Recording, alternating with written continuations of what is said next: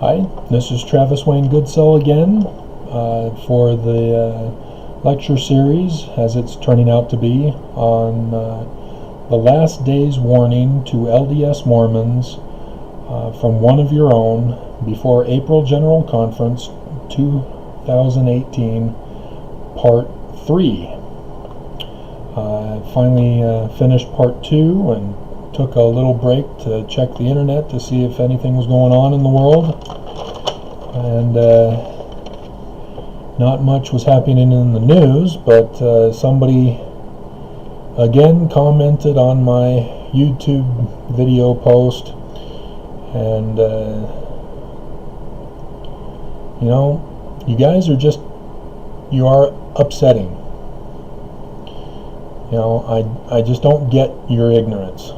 You don't bother to study, you don't bother to research, you just go off of your own traditions from lounging around, hearing what other people say, and then you go and you make your ad hominem attacks against those who are trying to warn you with facts, documents, and evidence.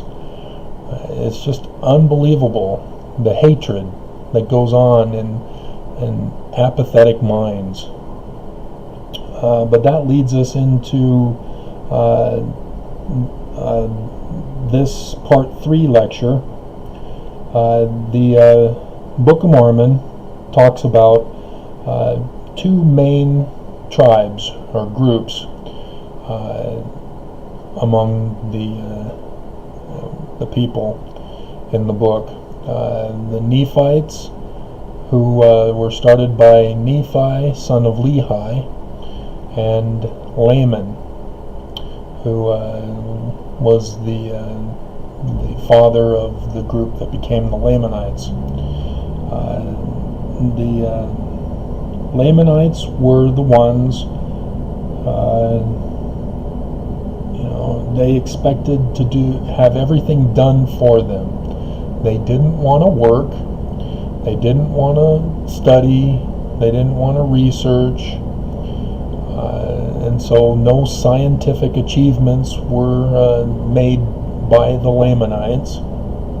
It was all the Nephites who were industrious and studious and making the discoveries, advancing technology. And the Lamanites, they just wanted to conquer the Nephites so that the Nephites can serve them to their every will and pleasure as they sat on their throne, with women holding feathers, fanning them off, and other women feeding them with grapes, and other women rubbing their feet. Lazy. The Egyptians, interestingly, they divided Egypt into two areas, a north and a south Egypt, and there was a crown for the pharaoh for each land, whether it was the northern kingdom or the southern kingdom, and the kings that united Egypt, ruling over both the north and the south, had a combined crown of both the north and the southern kingdoms. The symbol for the northern kingdom of Egypt was the honeybee. It looks like a wasp, and so when you realize that species evolution alters over the course of millennia, it's no wonder. But the honeybee was the symbol for northern Egypt, and the honeybee, of course, is an industrious symbol, and for the southern kingdom it was the vulture, which is kind of strange because the vulture is a particular bird that doesn't hunt its food.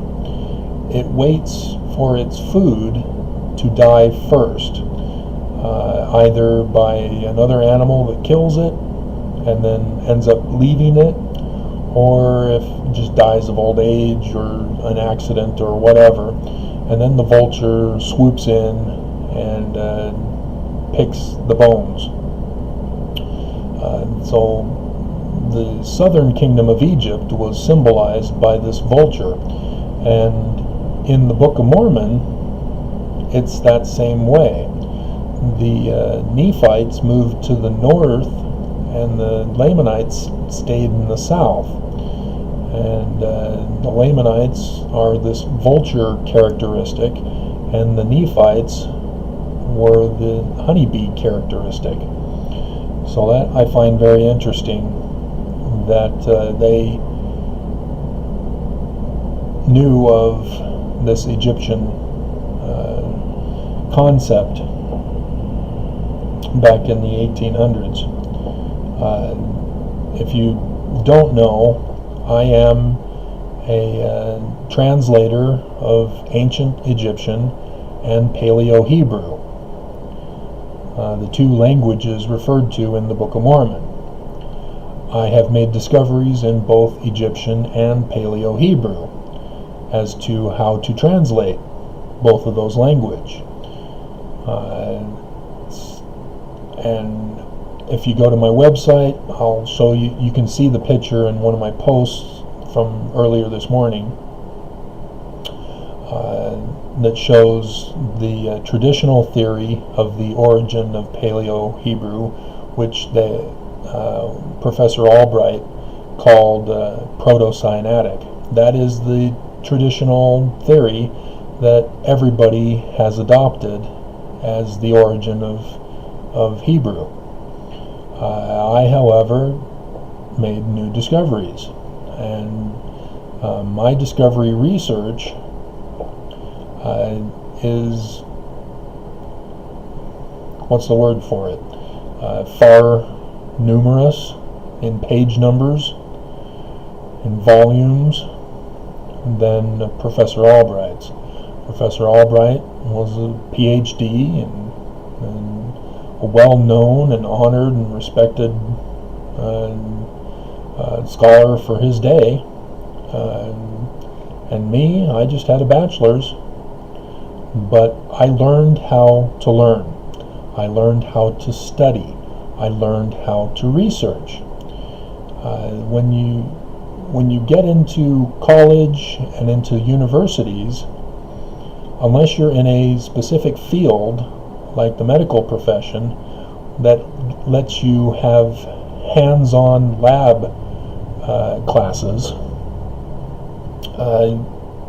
your class structure is lecture format, just like it was in grade school. And the big grand key secret is that your teachers for your classes required textbooks for the class, and all they would do was regurgitate the information in the textbook, and your tests were based on the information in the textbook. So a lot of people were able to figure this out and didn't bother to read the textbook and just attended the classes and took notes and were able to pass the tests. Some teachers were smart and didn't reveal everything in the textbook in their lectures, and would then test students as to who actually read the text. Those were frustrating classes, because I was one who took notes in class, and because I'm not able to get through a whole book in a semester, let alone several books, as many of my classes had.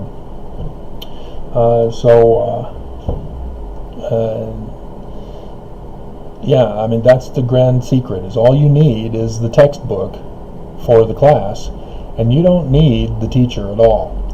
And so there were some who didn't come to class except for the test days, and they had read the book and went off of what they had read in the book to answer the questions on the test. And then, of course, you get those teachers who say that they give out exclusive test material in the classes that are not in the book. So there are some smart teachers, but for the most part, it was understood that a teacher at the upper graduate levels, all they were doing was regurgitating textbook information. Rarely are there any teachers who have new information and are supplying that new information to the students. I had a sociology of religion teacher at the University of Utah, Michael Quinn, or D. Michael Quinn, I guess. And I didn't find out until his class that he was involved in a church controversy. And after his class, I had to do some more research as I learned more about what had happened to him and what was involved there. But it was basically a church history thing. He worked at BYU in the church history department, and he made some discoveries with documents that were uncovered and other information, and the church covered it up by excommunicating him and others at BYU in the church history department back in 1993. And that, I think, sealed the fate for the LDS Church. You know, people were then wondering, why are BYU professors getting excommunicated for discussing church history? Why is the church not in harmony with the evidence of the past? And you know, the church has now done social media campaigns with the advent of the internet and social media on the internet, and the church history questions are being apologized for rather than explained by the church, and that is chasing away the bulk of the membership of the church. That and the translation problems with the Book of Abraham. So with this first segment well beyond its intended range, part one was about Book of Mormon good exposing bad. Part two was going over prophets are supposed to reveal secrets, but they're not. And we're having all these signs in the latter days, and Mormons are, instead of looking for the signs because of the threat of excommunication that's clearly spelled out in Doctrine and Covenants section 45, verse 44, they're instead acting as Lamanites, waiting for the prophet to say, oh yeah, by the way, we just had all these signs that were fulfilled in the scriptures, you know, and that's what this conference is going to be like if they finally get around to admitting that all the signs that we've been having were actually fulfillments of the scriptural prophecies. And that's why I'm kind of frustrated with my recent comment by another Mormon on my YouTube video. You know, you guys, you gotta be like a Nephite, not a Lamanite. You can't sit and watch and wait to be compelled in all things. You've got to act. You've got to do the work. You know, you can't wait for others to do it for you. And that's the command in the scriptures. We must act. We must look, we must search, we must study, we must research. And until you guys understand that, it's just going to be more and more frustration, because what's coming is going to be devastating.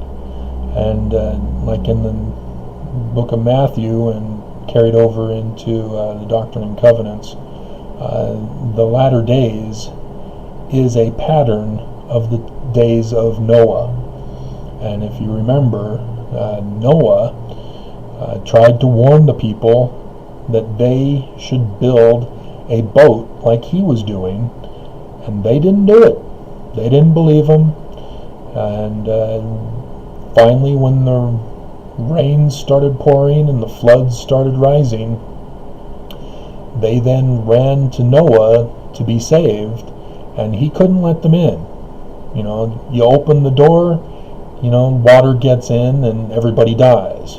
So he, you know, it's too late once the destruction occurs. But he revealed the secrets. He revealed the warnings ahead of time.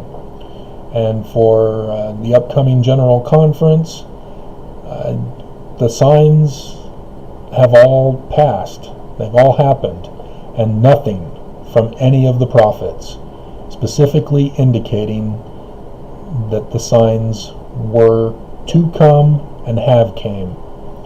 And so if the prophets surprise us and finally announce, hey, guess what? These signs actually occurred. It's too late. You know, so that's what I'm getting to in this lecture. That's what the warning is that I have been the one, like Samuel the Lamanite, who have warned the church and the world of the signs to come. I did it in advance. I saw them. I published books about them. I published videos about them. And Mormons just complain, fuss, and argue that, well, you're not the president of the church, we're not listening to you. You know, but the president of the church, they aren't saying anything. And they're supposed to. And that's a big problem.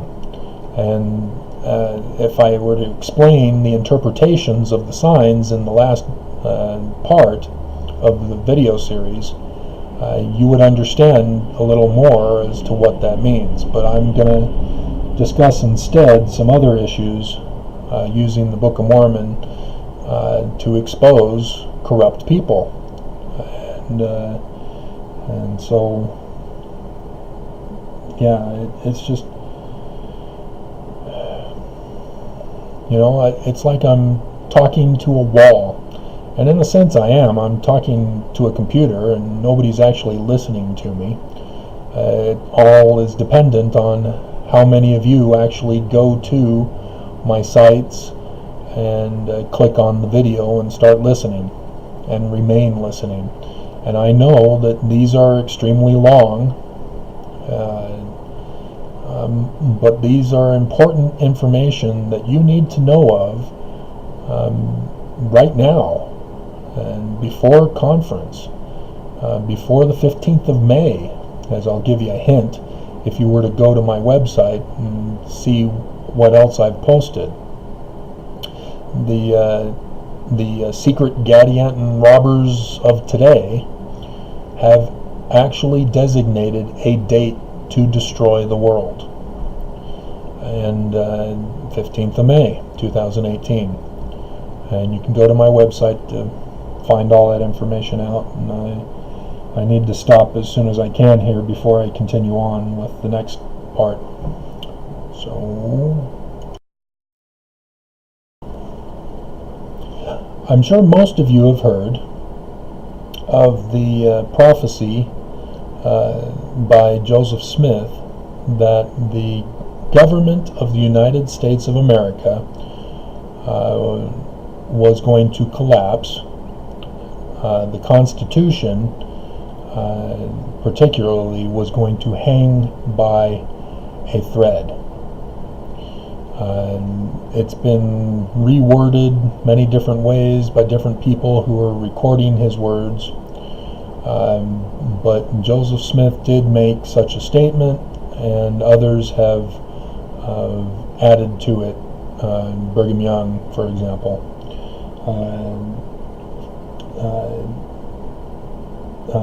Ezra Taft Benson gave a BYU devotional. I believe it was a BYU devotional. It could have been a CES lecture or talk. But he had said in his talk that he was referring to this prophecy and saying that the Constitution would be saved, but not in Washington. So as you look at what is going on with the Trump presidency, you see that our government has collapsed. They are not following the United States Constitution. If you read the Constitution and compare what they are doing with the constitutional requirements, you will see they're not following it all. And over time, successive presidents and Congresses have altered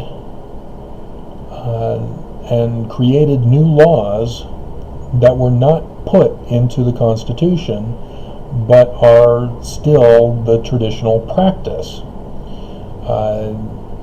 When I speak of Amendment number 2 from the Bill of Rights, I point out to people that Amendment 2 is not about gun ownership. And then some smart person, I'm avoiding using the word smartass, will come along and comment or reply to my comment that, well, there was this Supreme Court decision that said that citizens have the right to own guns. And they don't understand the Supreme Court does not make laws. They only determine what is constitutional or not constitutional. If it's not constitutional, then the case needs to be heard among the legislature and Congress then are required to make an amendment to the Constitution to accommodate the new law that needs to be made. So with the gun issue, there was no law in the Constitution for personal gun ownership, and as a result, we have elevated the authority of the Supreme Court to making laws. That's the role of Congress. That's not the role of the executive or the judicial branches. And that's a very important thing to understand when we're talking about the Constitution and the role of each branch of government. There's supposed to be a check and balance on each other. But how can you have a check and balance when you have a bi-party system? That also ruins things. Party groups are not in the Constitution. As you can read for yourself, the role of president and vice president were supposed to be voted on separately. And now we've created a system where the vice president is in the president's party. And so when you're voting for a president, you're taking along with him his vice presidential nominee. And that has caused numerous problems over time. When you have a situation where presidents have been assassinated, with both Lincoln and Kennedy, and there are others that were attempted to be assassinated, like Reagan, and others in the past that I can't think of their names at the moment. You have a threat to the government itself, and Congress did not solve this problem adequately, and as a result, we now have primaries that are going on this year for the midterm elections. We're not supposed to have primaries. None of that is in the Constitution. We're not supposed to have party groups. And so, yeah, it's all a big mess, and we're not able to choose individual people based on their precepts that they espouse. Instead, we are divided into camps, and we vote for the camp that we choose to be in. And if the camp that we're in does something we don't like, then we switch camps. That's frustrating. It shouldn't happen. It's not in the Constitution, and there's even prophecy by Joseph Smith saying that there would be one day a Republican and a Democratic Party. And Hiram Smith, the brother of Joseph Smith, is quoted as denouncing party organizations. Party groups are what led to the destruction of this nation. And if you haven't figured out that our nation has been destroyed, you're clueless, because it is internally gone. We have a president who does whatever he wants, and on April 9th, he will be putting into his national security advisor a man who is known for wanting fight first, ask questions later. They use the word hawkish. I had to look that up because I didn't know it. Apparently it didn't start in common usage until 1965. So I'm wondering about MASH now, the TV show, and Hawkeye. So, but yeah, a hawkish person is somebody who desires war. And, we will be going to war. And war will be here on this mainland, on this continent, again. The Revolutionary War was fought on this land. The Civil War was fought on this land. And we are about to have another war on this land. It's coming. So don't fool yourself into thinking that we're invincible and that nobody can touch us, nobody can destroy us. That's what the Jews in Judea and Judah back then in 600 BC, that's what they were thinking. That they were untouchable, they were invincible, that God was on their side and nobody could touch them. And then the Babylonians came and knocked them down and put Zedekiah on the throne. And then the Babylonians came a little later, and when the Jews were not giving tribute as they ought to, and thus came the Babylonian captivity. So nations are not invincible. And we have seen in our own nation the Russians and the Chinese and other nations have hacked our systems.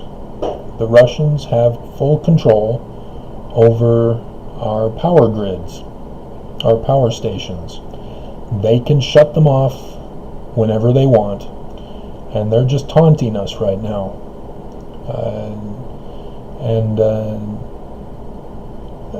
And we're doing nothing to stop it. You know, the bill that was passed last night, you know, funds some money towards doing something about it, but that doesn't mean anybody's going to do anything. You know, it's all a shell game. You know, the president says, I'm upset that, you know, no money is being funded for, or money, whatever. You know, he's not going to do anything to Russia, and he's just going to allow them to do whatever they want to do to us. There's a glare more dominant now as the darkness outside dims the room.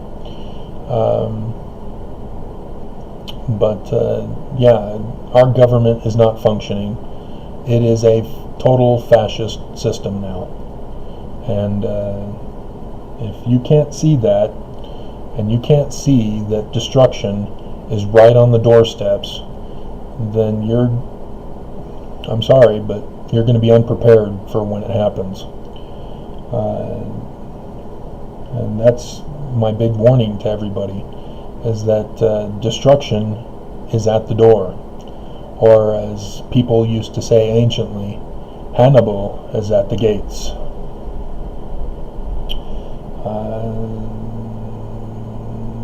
So we'll get into I can quickly talk about this. So the Constitution hanging by a thread. The elders of Israel are said to be the ones to save it. Not the president of the church, the elders of Israel. And some even say an elder of Israel. And so that's interesting, because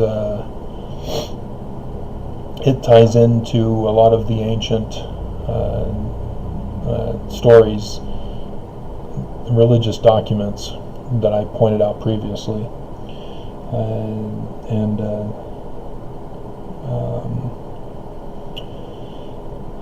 But in I'll get into the next segment. Alright, in our last segment, somebody had left something at my door, and I went and found that it was a little loaf of banana bread. So that was nice of whoever did it. Alright, Constitution hanging by a thread, collapse of the government, and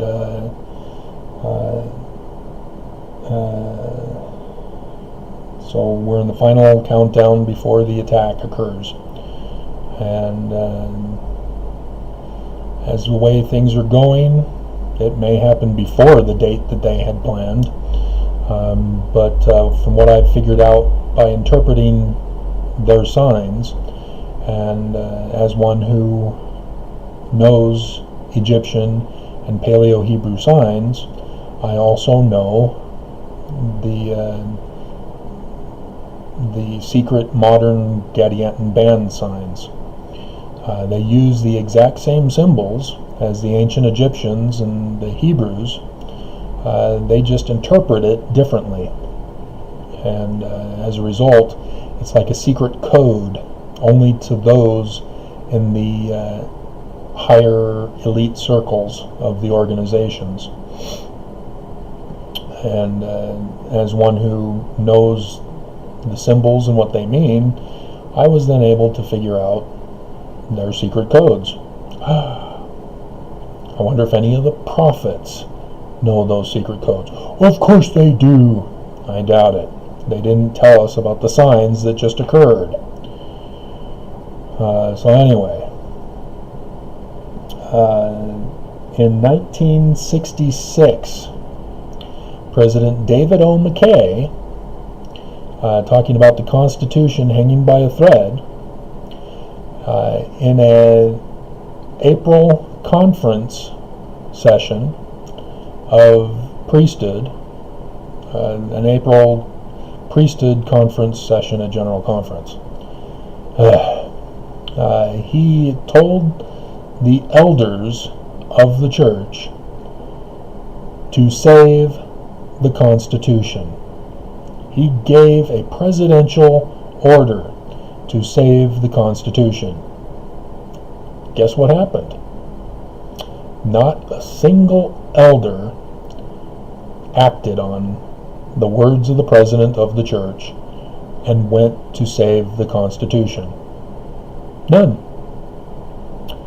And so, yeah, we're now in this situation that we are now because of the failure of previous Mormons, our parents' generations, failed to follow the counsel of the president of the church.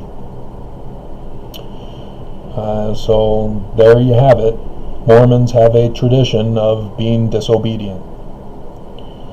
And yet they still claim, we're going to wait for the president to tell us what to do. You don't even listen to the past presidents. Why are you going to give me this talk that you're going to listen to the current one? So anyway, in 1967, the Lord sent down the noble and great ones from 1967 to 1973. Now, how do I know something like that? Well, in 1986, President Benson gave a talk to the Aaronic priesthood in the April priesthood session of General Conference, titled "To the Youth of the Noble Birthright." And in that talk to the Aaronic priesthood, which would have been those born from 1967, a year after the order by President David O. McKay, which went unheeded, to 1973, those were the ages of the Aaronic priesthood in 1986. He said, "You are held in reserve for these latter days to be the royal army of God." You making the connection? Those of us born during that time frame have started turning 50 last year. That's the age of a generation. So this is it. There won't be any more signs after these signs have occurred, and they've all happened according to the scriptures. And then there's a few others that are not specifically mentioned in scripture, such as the total solar eclipse on 8th of April 2024. You may have heard that with the last total solar eclipse that we had on President Monson's birthday.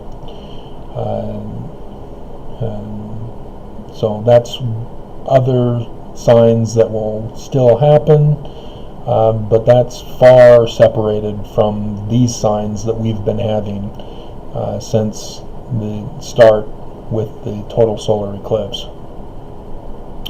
But there are some minor ones that are going to be occurring along the way.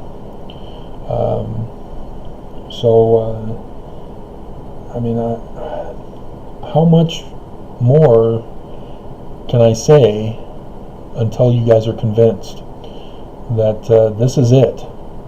This year.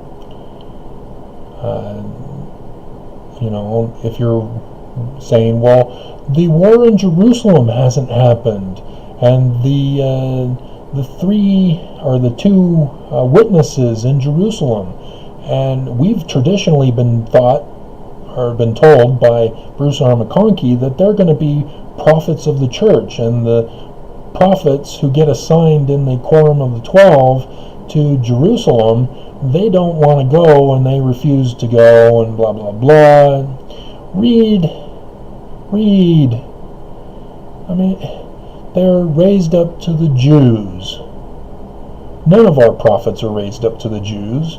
We just barely got one raised up to the Germans.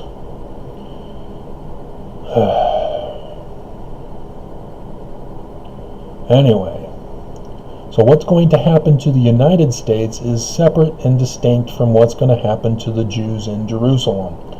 Two separate things. World War III already began after 9/11. In 2003, President Bush declared war on terror. Congress declares war, not the president.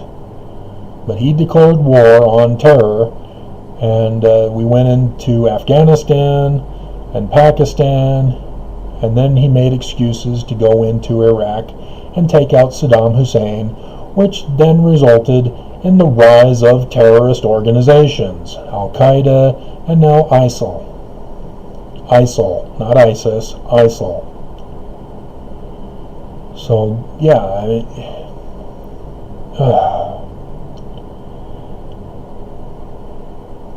so, yeah, you're seeing my frustrations.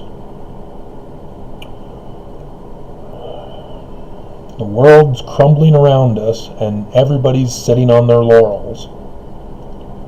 And the prophets are saying nothing. Alright, so let's see. Do I end early here, or do we have something more on this segment?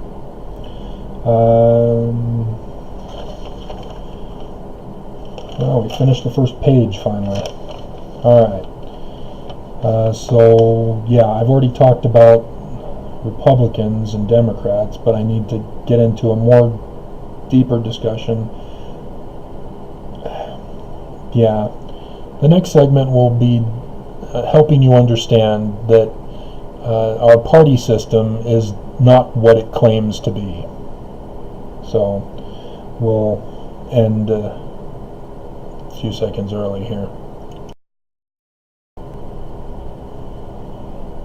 Okay, our two-party system of Republicans and Democrats. Oh, those are nice-sounding words. They couldn't possibly be corrupt. I mean, you guys in the Republican Party are well aware that you got played as chumps by the Russians and by that digital analytic whatever company that obtained the Facebook data information, so that the Russians were then able to obtain that data information and post all those advertisements that played to your ignorance in the posts on Facebook calling Hillary Clinton Crooked Hillary. That was the propaganda campaign that was specifically targeted to fool you, and you fell for it. The majority of my friends that were on Facebook when I had it were from my local ward, and I saw the majority of them supporting and liking those Facebook posts on Crooked Hillary, and were posting, "I would rather vote for Trump than Crooked Hillary." You got played. You gotta study. You gotta research. It's all in the Book of Mormon. If you guys had been studying your Book of Mormon as you were told to do, as you should do, because it contains correct precepts and exposes wickedness, you would have known ahead of time, like I did, and was posting quotes by President Benson and others and myself saying, I don't want to choose the lesser of two evils.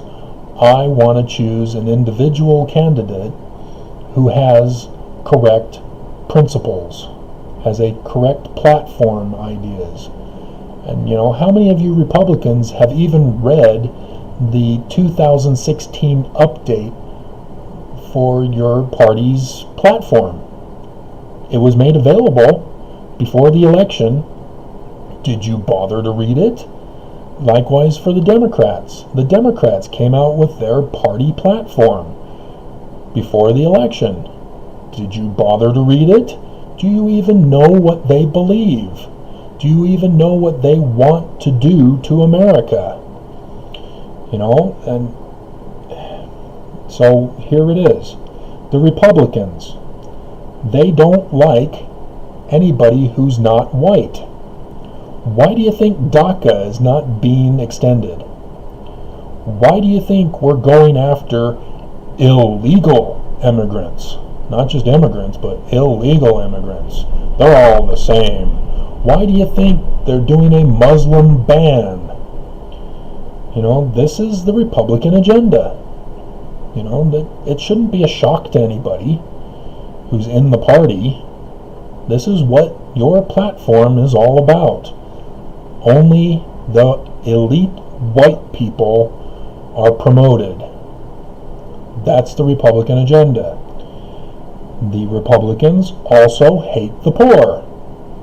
That's why the tax bill favored the rich elite and hurt the poor. We now have more than 50% of American citizens who are at the poverty line or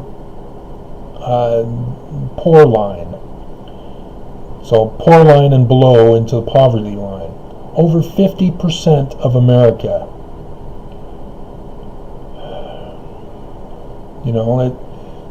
And so it's Republicans who come up with depopulation agendas. Oh, there's too many people in the world. We need to stop having babies. We need to make the rich be the only ones to have babies. We need to stop these poor people from having babies because they're uneducated and they're not helping the economy. These are the talking points of the Republican Party. You know about it. You've heard it. We don't have enough resources to handle this large a population. You guys gotta study. You gotta research. There is more than enough room on this planet for at least 10 to 100 times more than 7 billion people. You don't believe me? All you need is a cube city the size of Manhattan, and we can fit all 7 billion people in that location. And so, if you take the size of Manhattan in comparison with the size of the whole Earth and the continents that are available with land, you see that we can easily fit many, many more people and still have plenty of room to produce food. It doesn't take a rocket scientist to figure these things out. You just have to listen to what people say and check them on it. You can't just believe whatever they tell you because they're in your party or they're in a position of authority, or they've got a PhD. I've just previously told you about the PhD who came up with the current theory for the origin of Hebrew, and I, who don't have a PhD, have done way more research and have come up with a completely different theory for the origin of Hebrew. So, all this talk about depopulating the earth is evil. It's in the Book of Mormon. And all you have to do is study your Book of Mormon and compare what people say to the Book of Mormon precepts. It's that simple. But you got to know how to identify the precepts in the Book of Mormon. Concerning the poor. They got the story of the Zoramites. The rich Zoramites were the landowners, and so when the poor built their synagogue, they were out of work. They had nothing more to build. So what do? And as a result of being poor, the rich Zoramites who were controlling the government said, "You're not allowed in our synagogue because of your poverty. You're filthy and disgusting. You're subhuman." That's what we used to treat the blacks in this country.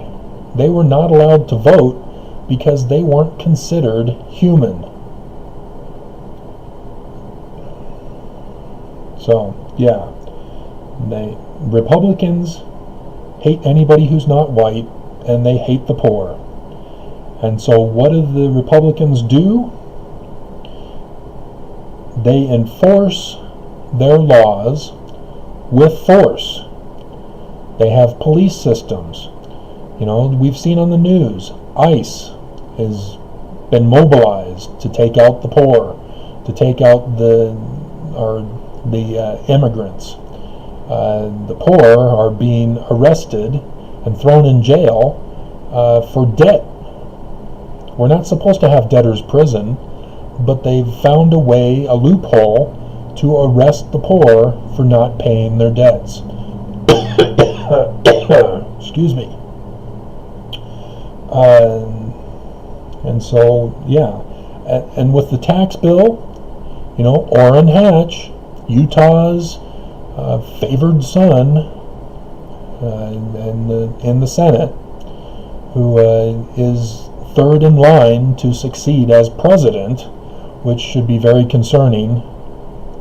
But he was the one who specifically said that the tax bill that was passed before Christmas, that was rushed into passing, he took credit for it. He said, "This is my baby."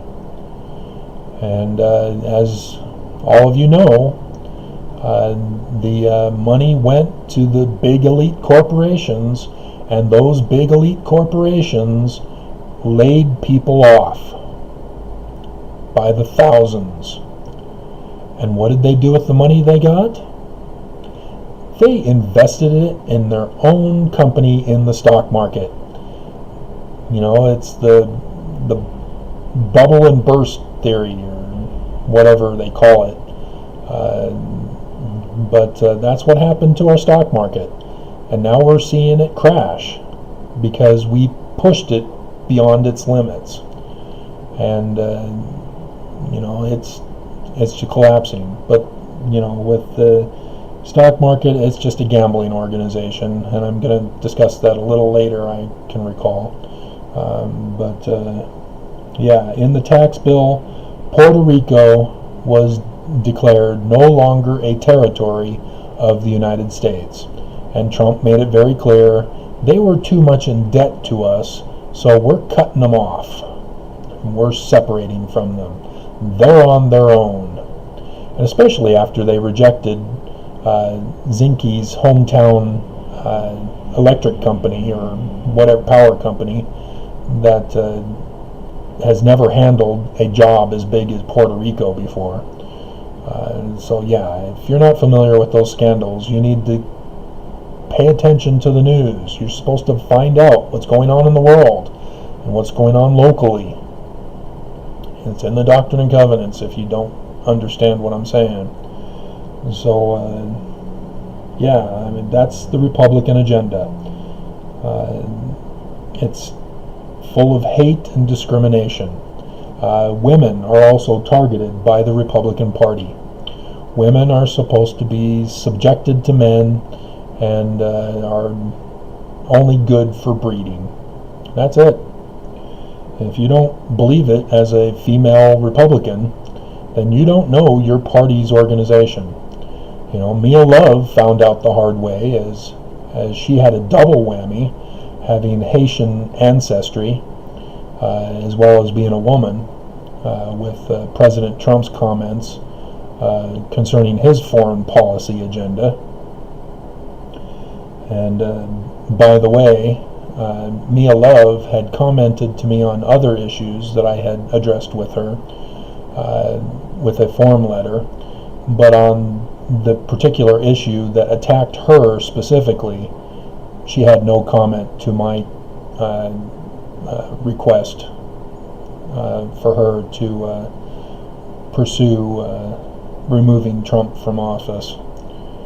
So I'm a little bit concerned that she's cowering rather than standing up for women and minorities and other non-white people.